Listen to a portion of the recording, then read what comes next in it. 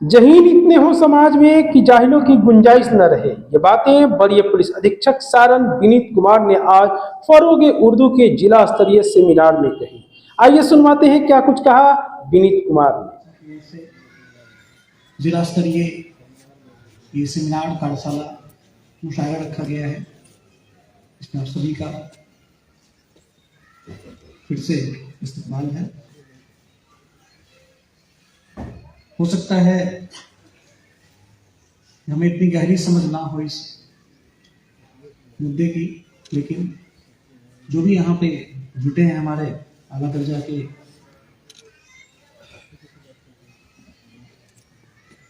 साहित्य के लोग, ये जिले की कल्चरल हेल्थ की जहाँ तक हम बात करें, सांस्कृतिक एक जो समृद्धि होती है उसका परिचायक है।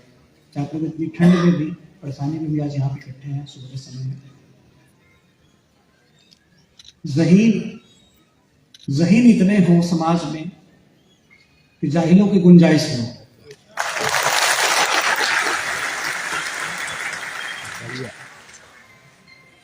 आज अगर जिला पुलिस की हम बात करें, पूरे राज्य का परिदृश्य लें, जितने भी तरह के अपराध में देखने को मिलते हैं, बुजुर्गों के प्रति, बच्चों के प्रति, समाज के जो कमजोर तबके हैं उनके प्रति, घर के अंदर ही बच्चों का अपने बुजुर्गों के साथ व्यवहार, तो ये बात रेखांकित होकर आती है कि केवल पुलिसिंग से, दंड से ये चीज दूर नहीं हो सकती।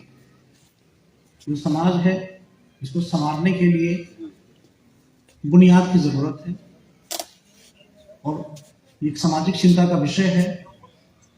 आधुनिकता के इस दौर में, इस ग्लोबलाइजेशन के इस दौर में, वो बुनियाद जो है तो कहीं ना कहीं थोड़ी कमजोर होती जा रही है।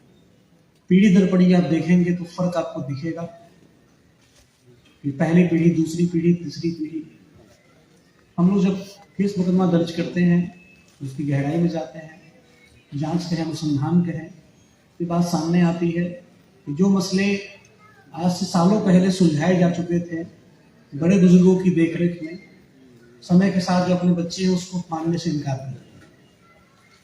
चाहे जमीन का मसला हो, चाहे जायदाद का मसला हो, वारिसान का मसला हो,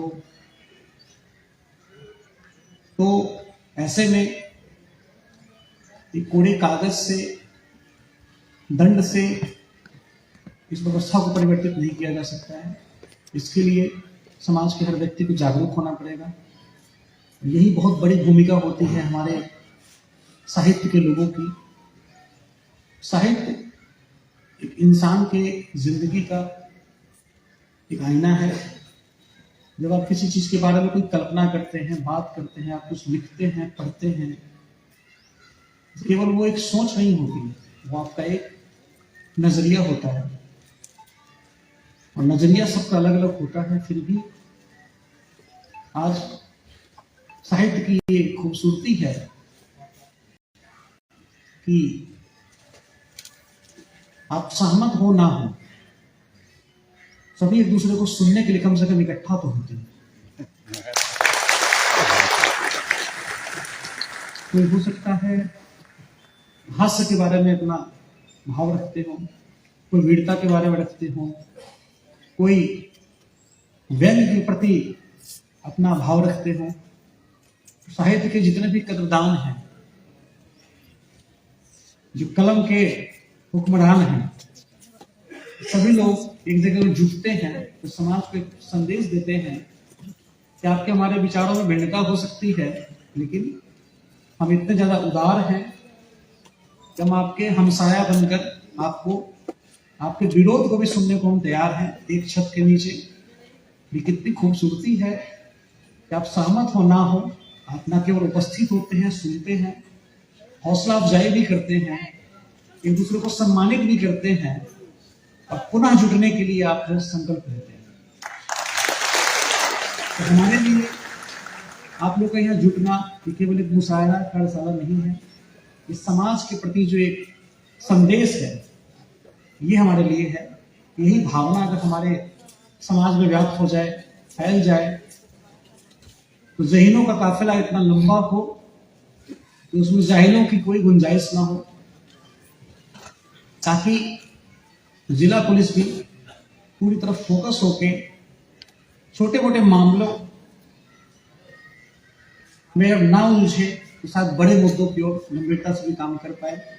परिवार में आपके सौहार्द कायम हो, भाई भाई के बीच भाईचारा हो, अलग अलग जातियों के बीच में, अलग अलग मजहबों के बीच में भाईचारा हो।